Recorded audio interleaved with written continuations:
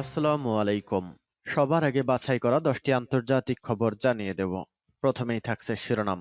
তবে তার আগে অনুরোধ থাকবে ভিডিওটিতে একটি লাইক দিবেন।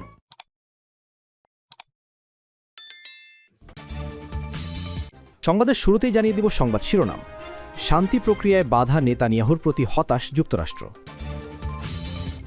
এরপর জানিয়ে দিব তাইওয়ানের কাছে অস্ত্র বিক্রির ঘোষণা যুক্তরাষ্ট্রের। 10 ব্যক্তি ও 20 প্রতিষ্ঠানের ওপর চীনের নিষেধাজ্ঞা। তারপর জানিয়ে দিব সৌদি হামলায় দমে না যাওয়ার ঘোষণা ইয়েমেনি বিচ্ছিন্নতাবাদীদের। আরও জানিয়ে দিব পশ্চিম তীরে ফিলিস্তিনি ব্যক্তির হামলায় 2 ইসরায়েলি নিহত। এবং সর্বশেষ জানিয়ে দিব ট্রাম্পের সঙ্গে বৈঠকে বসছেন জেলেনস্কি। শান্তি প্রক্রিয়ায় বাধায় নেতানিয়াহুর প্রতি হতাশ যুক্তরাষ্ট্র। গাজা যুদ্ধবিরতির দ্বিতীয় ধাপে যেতে ইসরায়েলের প্রধানমন্ত্রী বেনিয়ামিন নেতানিয়াহুর সঙ্গে মার্কিন প্রেসিডেন্ট ডোনাল্ড ট্রাম্পের শীর্ষ কর্মকর্তাদের মধ্যে টানাপোড়েনও বাড়ছে। গাজা শান্তি প্রক্রিয়াকে দুর্বল করার আশঙ্কায় নেতানিয়াহুর ভূমিকা নিয়ে যুক্তরাষ্ট্রের কর্মকর্তারা ক্রমশ হতাশ হয়ে পড়ছেন বলে খবর প্রকাশ করেছে মার্কিন সংবাদ মাধ্যম অ্যাক্সিওস। প্রতিবেদনে বলা হয়, মার্কিন ভাইস প্রেসিডেন্ট জেডি ভ্যান্স, পররাষ্ট্রমন্ত্রী মার্কো রুবিও, ট্রাম্পের জামাতা জ্যারেড কুশনার, ট্রাম্পের বিশেষ দূত স্টিভ উইটকফ এবং হোয়াইট হাউসের চিফ অব স্টাফ সুসি ওয়াইলস সহ প্রেসিডেন্টের ঘনিষ্ঠ কর্মকর্তারা মনে করছেন নেতানিয়াহুর চুক্তি বাস্তবায়নে ইচ্ছাকৃতভাবে বিলম্ব করছেন এবং গাজায় যুদ্ধবিরতি ভেঙে দিতে সক্রিয় পদক্ষেপ নিচ্ছেন। তবে একজন ইসরায়েলি কর্মকর্তা জানিয়েছেন, উইটকফ ও কুশনারের তুলনায় মার্কো রুবিও নেতানিয়াহুর অবস্থানের কাছাকাছি। হোয়াইট হাউসের এক কর্মকর্তা অ্যাক্সিওসকে ইঙ্গিত দিয়েছেন নেতানিয়াহু কার্যত ট্রাম্পের মূল টিমের সমর্থন হারিয়েছেন। যদিও প্রেসিডেন্ট ট্রাম্প ব্যক্তিগতভাবে এখনও তাকে পছন্দ করেন, তবে তিনিও চান গাজা চুক্তির অগ্রগতি আরও দ্রুত হোক। ওই কর্মকর্তা বলেন, JD Vance, Marco Rubio, Jared Kushner, Steve Witkoff, Susi সবাই নেতানিয়াহুর সমর্থন হারিয়েছেন। শুধুমাত্র প্রেসিডেন্ট ট্রাম্পই এখন নেতানিয়াহুর পাশে আছেন।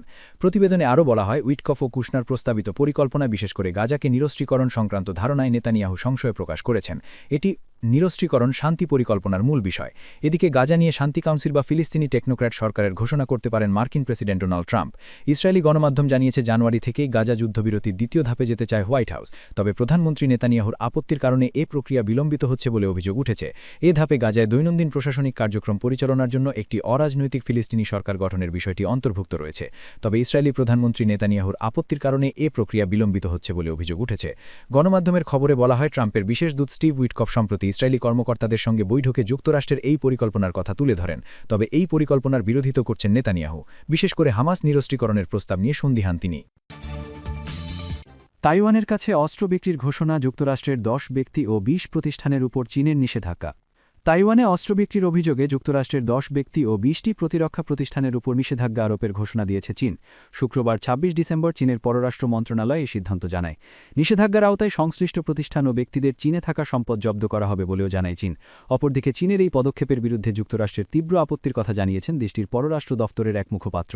চীনের তালিকাভুক্ত ব্যক্তিদের মধ্যে রয়েছেন প্রতিরক্ষা প্রতিষ্ঠান আন্ডুরিল ইন্ডাস্ট্রিজের প্রতিষ্ঠাতা এবং নিষেধাজ্ঞাপ্রাপ্ত সংস্থাগুলোর 9 জন জ্যেষ্ঠ নির্বাহী। তাদের চীনে প্রবেশেও নিষেধাজ্ঞা আরোপ করা হয়েছে। নিষেধাজ্ঞার আওতায় পড়া অন্যান্য প্রতিষ্ঠানের মধ্যে রয়েছে Northrop Grumman Systems Corporation, L3 Harris Maritime Services এবং বোয়িংয়ের সেন্ট লুইস শাখা, যা মূলত প্রতিরক্ষা সংক্রান্ত কাজ করে। বিশ্লেষকদের মতে চীনের এই পদক্ষেপ মূলত প্রতীকী, কারণ চীনের সাথে যুক্তরাষ্ট্রের প্রতিরক্ষা কোম্পানিগুলোর লেনদেন খুবই সীমিত। তবে বেসামরিক উড়োজাহাজের ক্ষেত্রে চীন বোয়িংয়ের বড় ক্রেতা। গত সপ্তাহে তাইওয়ানের কাছে প্রায় $11 বিলিয়ন অস্ত্র বিক্রির ঘোষণা দেয় যুক্তরাষ্ট্র। এটিই এখনও পর্যন্ত দেশটির জন্য সবচেয়ে বড় মার্কিন অস্ত্রের প্যাকেজ। এই ঘোষণার পরপরই চীনে তীব্র প্রতিক্রিয়া দেখা দেয়। চীনের পররাষ্ট্র মন্ত্রণালয়ের এক মুখপাত্র বলেন, তাইওয়ান ইস্যু চীনের মূল স্বার্থের কেন্দ্রবিন্দু এবং চীন যুক্তরাষ্ট্র সম্পর্কের এমন একটি লাল রেখা যা অতিক্রম করা যাবে না।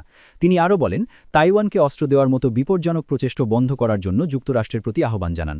মার্কিন পররাষ্ট্র দফতরের মুখপাত্র বলেন, এই নীতি 9টি বিভিন্ন মার্কিন প্রশাসনের সময়কালের জুড়ে অপরিবর্তিত রয়েছে এবং তাইওয়ান প্রণালীতে শান্তি ও স্থিতিশীলতা বজায় রাখতে সহায়তা করছে। তিনি আরও বলেন, আমরা তাইওয়ানের আত্মরক্ষামূলক ক্ষমতার সমর্থনে যুক্তরাষ্ট্রের অস্ত্র বিক্রির সাথে জড়িত প্রতিষ্ঠানগুলোর বিরুদ্ধে চীনের নেয়া প্রতিশোধমূলক পদক্ষেপের তীব্র বিরোধিতা করছি। একই সাথে তিনি চীনের প্রতি তাইওয়ানের বিরুদ্ধে সামরিক, কূটনৈতিক ও অর্থনৈতিক চাপ বন্ধ করে অর্থপূর্ণ সংলাপে বসার আহ্বান জানান। এর আগে সেপ্টেম্বর মাসে প্রকাশিত এক প্রতিবেদনে বলা হয়, বোয়িং চীনা বিমান সংস্থাগুলোর কাছে প্রায় 500টি বেসামরিক বিমান বিক্রয়ের বিষয়ে আলোচনা চালাচ্ছে। এই চুক্তি বাস্তবায়ন হলে যুক্তরাষ্ট্র চীন বাণিজ্য উত্তেজনার কারণে স্থবির হয়ে থাকা বিমান বাজারে বোয়িংয়ের জন্য হবে একটি বড় সাফল্য। সৌদি হামলায় দমে না যাওয়ার ঘোষণা ইয়েমেনি বিচ্ছিন্নতাবাদীদের।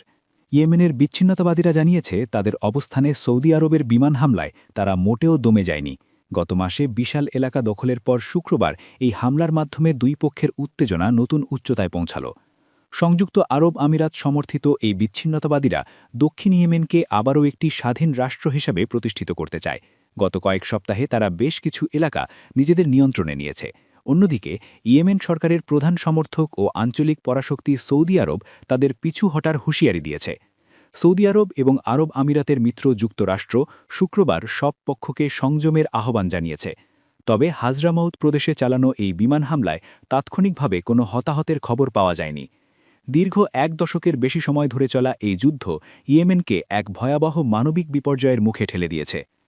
বিচ্ছিন্নতাবাদী গোষ্ঠী সাউদার্ন ট্রানজিশনাল কাউন্সিল এসটিসি জানায় এই হামলা সমঝোতার কোনো পথ তৈরি করবে না, বরং দক্ষিণের জনগণ তাদের পূর্ণ অধিকার আদায়ে এগিয়ে যাবে। এদিকে হামলার পর ইয়েমেন সরকার সৌদি নেতৃত্বাধীন জোটের কাছে হাজরামাউত প্রদেশে তাদের বাহিনীকে সহায়তার অনুরোধ জানিয়েছে। বিচ্ছিন্নতাবাদীরা দেশটির এই বৃহত্তম প্রদেশের বেশিরভাগ এলাকা দখল করে নেয়ার পর সরকার এই আবেদন জানায়। ইয়েমেনের সরকারি সংবাদ সংস্থা সাবা জানিয়েছে, নিরপরাধ বেসামরিক নাগরিকদের রক্ষা এবং অস্ত্রবিরতি কার্যকরে সামরিক পদক্ষেপ নিতে জোটের প্রতি আহ্বান জানিয়েছে সরকার। রিয়াদে অবস্থানরত ইয়েমেন সরকারের একজন কর্মকর্তা জানান, আলোচনা ব্যর্থ হলে বিচ্ছিন্নতাবাদীদের বিরুদ্ধে সরাসরি সামরিক ব্যবস্থা নেয়ার কথা ভাবছে সৌদি আরব। বিচ্ছিন্নতাবাদীদের এই অগ্রযাত্রা সৌদি আরব ও আরব আমিরাতের মধ্যকার সম্পর্কেও চাপ সৃষ্টি করেছে। দুই দেশই ইয়েমেনের আন্তর্জাতিকভাবে স্বীকৃত সরকারের অংশ হলেও তারা সেখানে ভিন্ন ভিন্ন গোষ্ঠীকে সমর্থন দিচ্ছে। এই সরকার মূলত বিভিন্ন পক্ষের একটি জোট, যারা কেবল ইরান সমর্থিত হাউসিদের বিরোধিতার খাতিরে এক হয়েছে। মার্কিন পররাষ্ট্রমন্ত্রী মার্কো রুবিও এই দ্বন্দ্বে কোনো নির্দিষ্ট পক্ষ না নিয়ে সংযম ও কূটনীতি বজায় রাখার আহ্বান জানান। তিনি এক বিবৃতিতে স্থায়ী সমাধানের ওপর জোর দেন এবং সৌদি ও আমিরাতের কূটনৈতিক নেতৃত্বের প্রশংসা করেন। এসটিসি জানায়, সৌদি আরব 2টি বিমান হামলা চালিয়েছে। বিচ্ছিন্নতাবাদীদের গণমাধ্যমে প্রকাশিত ভিডিওতে মরুভূমি থেকে ধোঁয়া উঠতে দেখা যায়, তবে সৌদি জোট এই বিষয়ে তাৎক্ষণিক কোনো মন্তব্য করেনি। অন্য এক সামরিক কর্মকর্তা জানান, সৌদি সীমান্তের কাছে প্রায় 15,000 যোদ্ধা মোতায়েন করা হয়েছে, তবে তাদের এখনও অগ্রসর হওয়ার নির্দেশ দেয়া হয়নি। পশ্চিম তীরে ফিলিস্তিনি ব্যক্তির হামলায় 2 ইসরায়েলি নিহত। অধিকৃত ফিলিস্তিনের পশ্চিম তীরের এক ফিলিস্তিনি ব্যক্তির ছুরিকাঘাত ও গাড়ি চাপায় ইসরায়েলি এক নারী ও এক পুরুষ নিহত হয়েছেন। শুক্রবার 26 ডিসেম্বর ঘটনার পর পুলিশ হামলাকারীকে গুলি করে ও পরে হাসপাতালে নিয়ে যায়।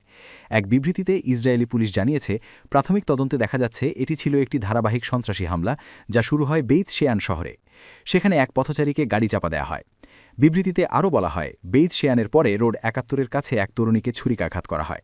এরপর আফুলার মাউনত জংশনের কাছে এক বেসামরিক পথচারীর হস্তক্ষেপের পর সন্দেহভাজন ব্যক্তির সঙ্গে গোলাগুলি হয়। পুলিশ জানায়, হামলাকারীকে পরে হাসপাতালে নেওয়া হয়েছে। এই হামলার একদিন আগে পশ্চিম তীরে বেসামরিক পোশাকে থাকা এক ইসরায়েলি মারিক রিজার্ভ সদস্য তার গাড়ি দিয়ে এক ফিলিস্তিনি ব্যক্তিকে চাপা দেন। ট্রাম্পের সঙ্গে বৈঠকে বসছেন জেলেনস্কি।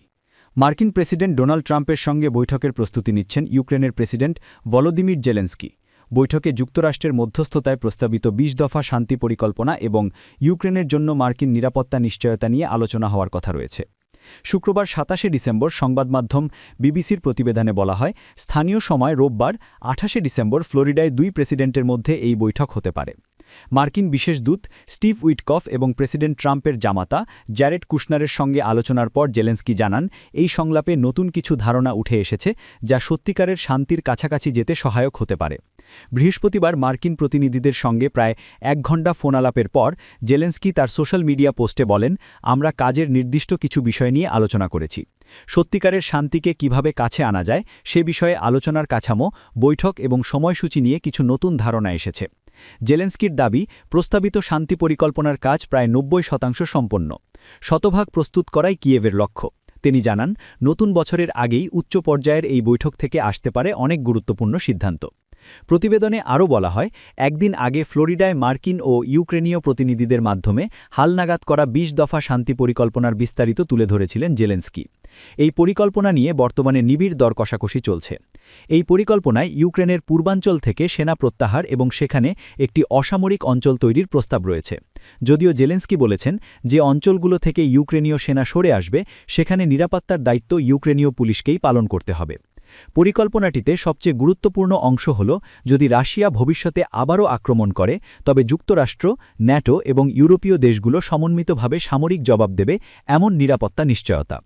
তবে মস্কো ও কিয়েভের অবস্থানের ব্যবধান এখনও স্পষ্ট।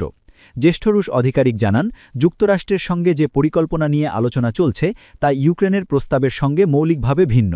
আলোচনায় ধীর কিন্তু স্থির অগ্রগতির কথা বললেও দনবাস অঞ্চল থেকে সেনা প্রত্যাহারে জেলেনস্কির প্রস্তাবে রাশিয়া কোনো মন্তব্য করেনি।